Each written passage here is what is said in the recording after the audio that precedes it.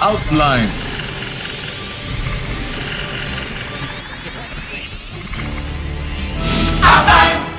Guillermo, ¿cómo llega tu papá a la XCW? O sea, ¿por qué se empieza a acercar al radio? Sí, mira, él yo creo que habría tenido éxito en donde fuera, donde cayera, porque era muy, muy trabajador, muy esforzado. Sí. Y era listo. Pero yo creo que, bueno, no yo creo, lo que pasó en el caso de la radio fue que, fíjate que es una historia, una cosa muy curiosa. Mi tía, su hermana mayor, que fue religiosa del Sagrado Corazón, fue madre, pues no sé por qué conocía a la señora Milmo, que era la mamá de Emilio Azcárraga, el llamado Tigre, ¿no? Sí. La señora Milmo. Bueno, entonces mi tía María, la contrató la señora Milmo para que fuera a, pues como que ayudarle a hacer las tareas y a preparar los exámenes y cosas así, a Emilito, que era el futuro Tigre, ¿no? Sí, hijo de Emilio Azcárraga Vidaurreta. Sí, correcto. Ajá. Era Emilio Azcárraga Milmo, ahí está el apellido Milmo, ¿no? Entonces la señora Milmo, que era una señora muy educada y todo, le pidió a mi tía, de hecho a dos de mis tías, pero la principal era la mayor, mi tía María, que por favor se hiciera cargo de preparar a Emilito para la primera comunión, y de paso, parece que era muy listo, pero muy distraído, ahorita le hubiéramos llamado, ¿cómo le llaman a eso de atención, de poca atención? ¿O cómo se dice? Sí. Ajá. Entonces, ellas le ayudaban a hacer tareas y a preparar exámenes cuando estaba en primaria, ¿no? ¿Ligado a la hiperactividad? Sí, exacto. Sí. Ajá. Eso es, sí. Tiene un nombre eso de, ¿cómo le llaman a eso? Déficit de atención. Uh-huh. Bueno, es lo que probablemente tenía, pero bueno, en ese tiempo no se tenía esa clasificación, simplemente decían, necesitamos una señorita que venga a ayudarle aquí a este muchacho y tal, y bueno, fueron con él. Entonces, en ese tiempo, mi abuelo, don Dionisio, ya estaba retirado, había trabajado en ranchos algodoneros allá en la comarca lagunera, o sea, por cerca de Torreón, ese rumbo, ¿no? Mi papá nació en Ciudad Lerdo, que es parte de la laguna, y entonces, pues mi abuelo no tenía forma de generar ingresos. Había tenido dos aventuras, una con cera de candelilla en la laguna y otra con una finca platanera en Oaxaca, pero pues no sé por qué no le fue bien, y total, el pobre ya no estaba trabajando. Uh-huh. Y entonces, mi papá, que me platicaba que él estaba entrando a, no sé si secundaria o bachillerato, yo creo que bachillerato, en el Colegio Francés Morelos. En ese tiempo más bien era preparatoria, no bachillerato. Estaba en la prepa del Colegio Francés Morelos, que era la mejor escuela de México. Entonces hacían un esfuerzo en su familia para que mi papá pudiera ir a una buena escuela, ¿no? Que era esta que tenía. Y Francés Morelos. Y entonces, creo que ahorita es el CUM, lo que continúa de eso es el CUM, pero bueno. Y entonces, mi papá estaba estudiando allí, y tenía 16 años o 17, y decía, es que todos mis hermanos, él era el menor de su familia, entonces sus tres hermanas y su hermano mayor, Fernando, trabajaban de maestros o veían qué hacer para llevar dinero a la casa, eran solteros todos, y mi papá no.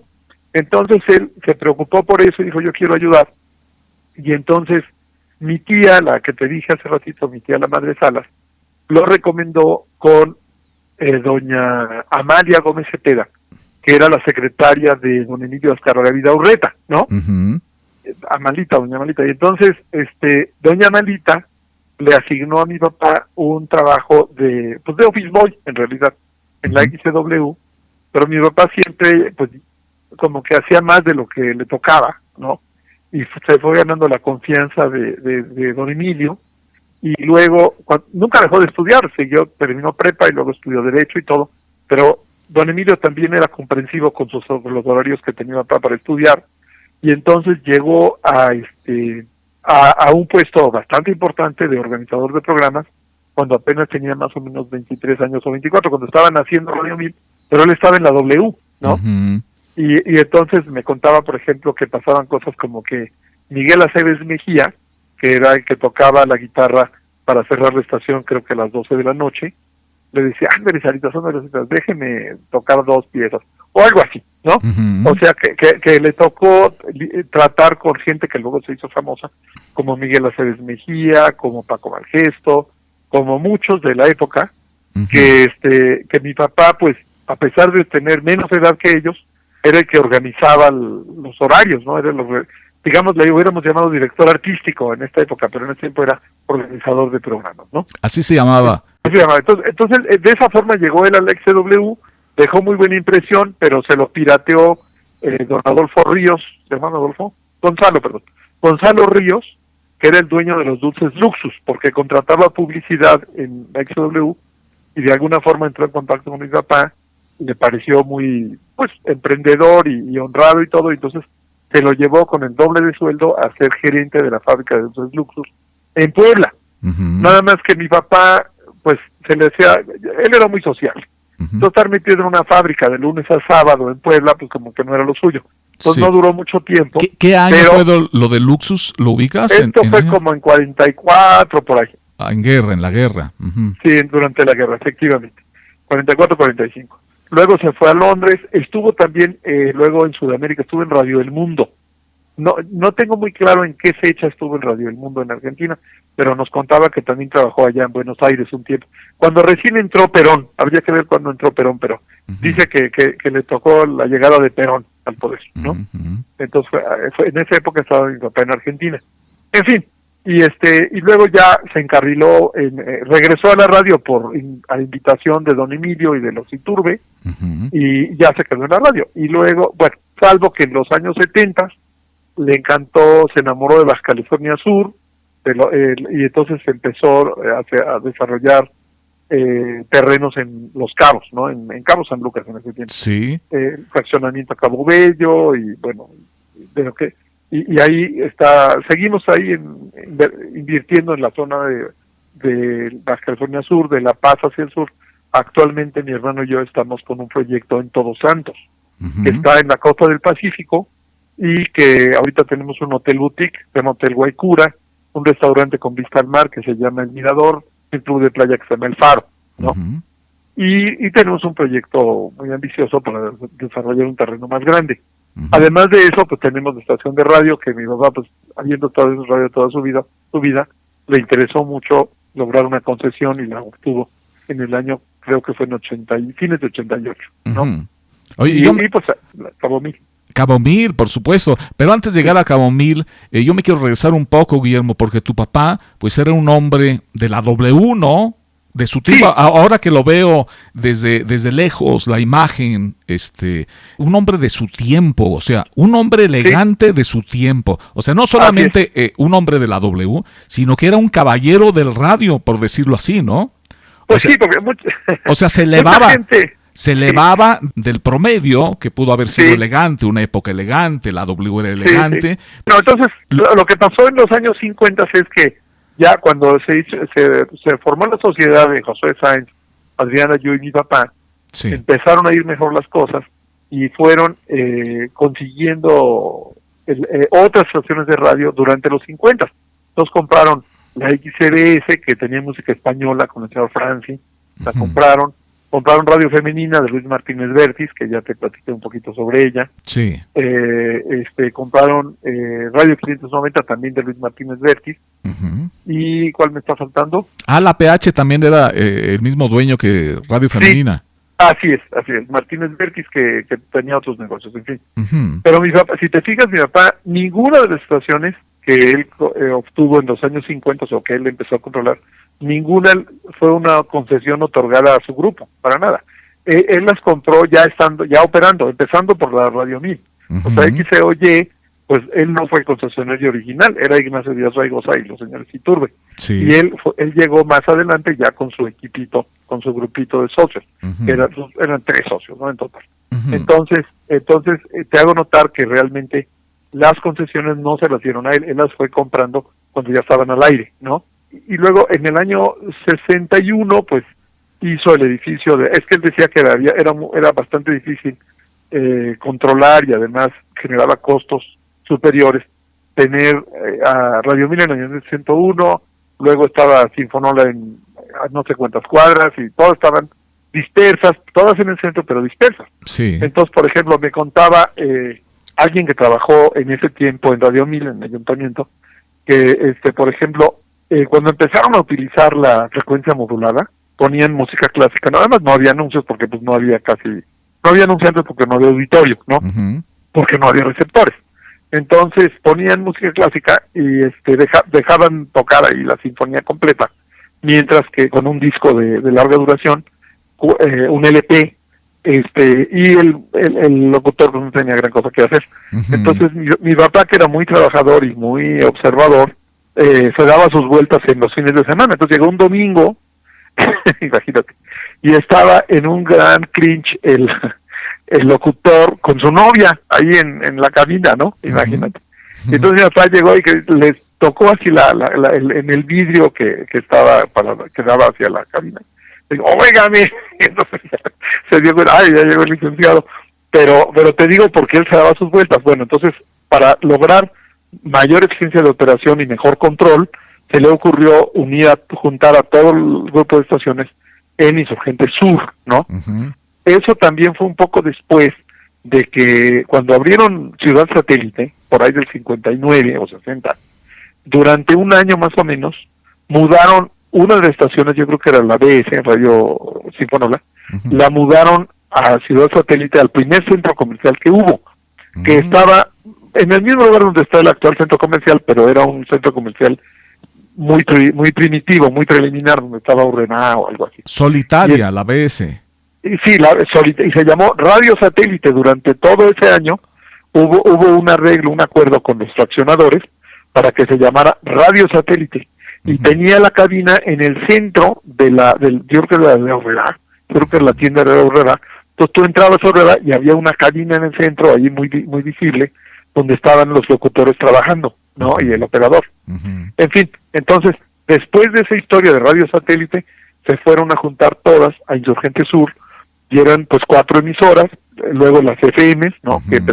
Que primero eran nada más frecuencias de enlace, pero que a partir del 59-60 se empezaron a utilizar comercialmente, aunque había pocos anunciantes, Sí. y luego llegó Radio Onda por ahí del año 64, yo creo, Ujú. porque había un señor de apellido, te digo, se me va ahorita el apellido, pero bueno, era un señor que había trabajado muchos años como secretario particular de Walter Buchanan, Ujú. que era el secretario de comunicaciones en la época de López Mateos, Ujú. y que pues un poco como premio, digamos, de muchos años de trabajar allí, le otorgaron esta frecuencia, esta concesión de la futura XCUR, Radio Sí. Onda, muy a la derecha en el cuadrante, lo cual implicaba que tenía poco alcance, pero entonces le dijo no sé quién le dijo, pero creo que fue Buchanan mismo, le dijo a concesionario, mire, usted no la va a poder operar porque pues una estación sola en la Ciudad de México y con alguien que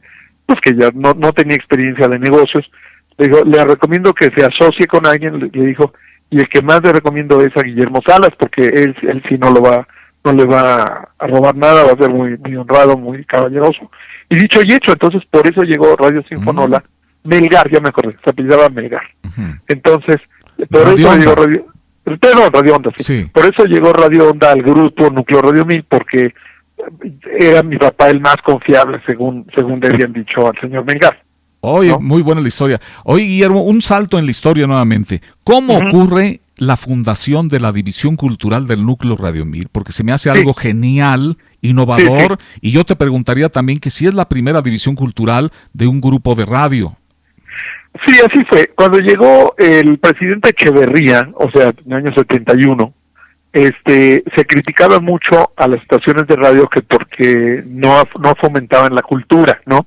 Sí. Que era nada más puro negocio, pura comercialización y que no ayudaban a elevar la cultura del público, ¿no? Sí. Entonces mi papá empezó a organizar un mayor esfuerzo en noticieros y a fomentar eventos culturales y a un acercamiento a la cultura, y fundó lo que le llamó División Cultural e Informativa, se llamaba primero, ¿no? Ujú. División Cultural e Informativa. Y ahí contrató a varias personas nuevas. Una de ellas era el señor Raúl Cremú, que fue el director de la División Cultural e Informativa. entró también Javier Sánchez Campuzano, que tal vez te acuerdes de él, no sé. Sí. Exacto. Y bueno, como que le dio una renovada al grupo en los años 70, primeros 70, y una cosa que a él le encantaba era como su juguete, era la división cultural. Luego se separó, división informativa por un lado y división cultural por el otro, y primero estuvo Elenita Higuero, que viuda de un muy amigo de él, Elenita. Luego estuvo la señora... ¿Contreras? Sí. ¿Cuál era su nombre? Ada Contreras, la señora Ada Contreras, efectivamente, Ada Contreras. Ajá. Y luego ya no me acuerdo, te digo la verdad. Pero mi papá sí, cómo no, la Yaya. Sí, cómo no. Sí, la Yaya.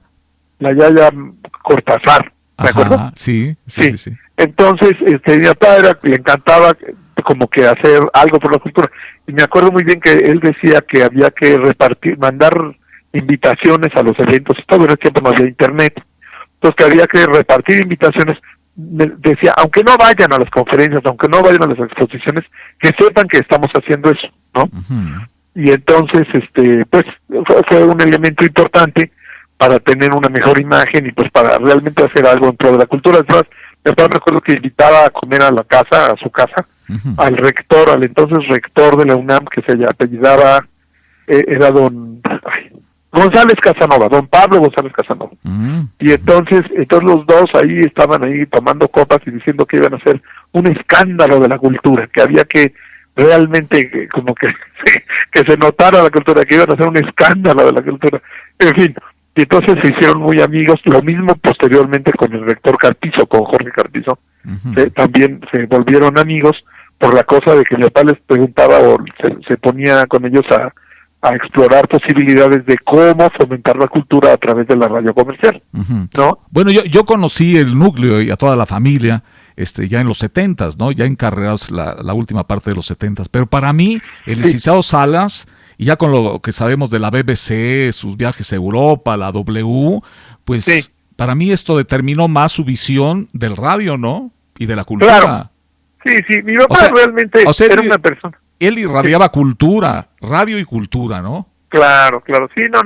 Mi papá siempre buscaba la forma de como que de salir adelante y de, si algo no salía bien, uh-huh, decía, mira, el pasado no importa, lo que importa es lo que viene. Entonces siempre hay que pensar en cómo aprovechamos las oportunidades. Cuando las cosas no salían como hubiera sido de desear, uh-huh, trataba de olvidarse de eso y enfocarse al futuro siempre. Oye, una pregunta, un dato, una curiosidad cultural y radiofónica. ¿Por qué eligió Insurgente Sur 1870? ¿Les quedaba cerca de la casa? ¿Por la UNAM? ¿Por la zona azul y oro? ¿O por qué? No, él siempre vivió en el sur, nosotros siempre vivimos primero en Tlacopac, que uh-huh, es por el rumbo de San Ángel, y luego en donde todavía está la casa de mi mamá, que es frente a la iglesia de San Jacinto, uh-huh, por donde se pone el bazar sábado, ahí en la calle de Juárez. Sábado. Uh-huh. Sí.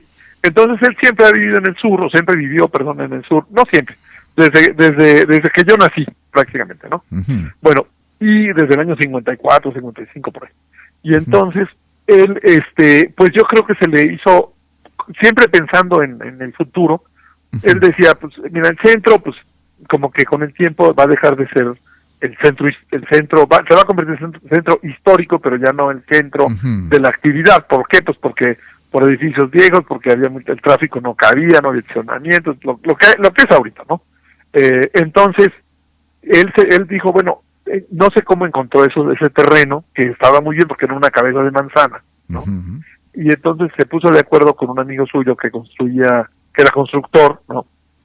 Y entonces decidieron hacer un edificio ad hoc para, uh-huh, las estaciones de radio en ese rumbo. Uh-huh. Sus socios, o sea, mi tío Adrián y José Sáenz, le decían, no, ¿no estás loco? Pues, ¿quién va a ir hasta allá? Es lejísimos. O sea, pensaban que estaba totalmente fuera de donde debía de ser, ¿no? Uh-huh. Pero mi papá insistió y dijo, no, van a ver que... Y fue muy buena idea porque además, durante mucho tiempo, el único edificio comercial en la zona era Núcleo Radio 1000. Entonces todo el mundo sabía, donde está Radio 1000, todo el mundo identificaba el edificio, porque era el único edificio comercial. Los demás eran casas particulares durante, uh-huh, los años 60, ¿no? Sí. Entonces resultó muy buena idea inclusive cuando inauguraron, fue a inaugurarlo el presidente López Mateos, que vivía, por cierto, en donde ahorita es la embajada china, allí en la avenida San Jerónimo. es un eje vial. San Jerónimo. Sí. El eje 10, ¿no? El eje 10. Entonces, don Adolfo, mi papá lo invitó a inaugurar y sus socios le dijeron, no, que va a venir. En ese tiempo las estaciones de radio no pintaban tanto y los noticieros pues prácticamente no había. Entonces, en nuestro caso sí, porque había uno que se llamaba Primera Plana, donde se leía en las mañanas a las 7:30 de la mañana, se leían los encabezados de las primeras planas de los periódicos. Nos leía Germán Carvajal y Mario Iván Martínez, no sé si supiste, pero sí, bueno. cómo no.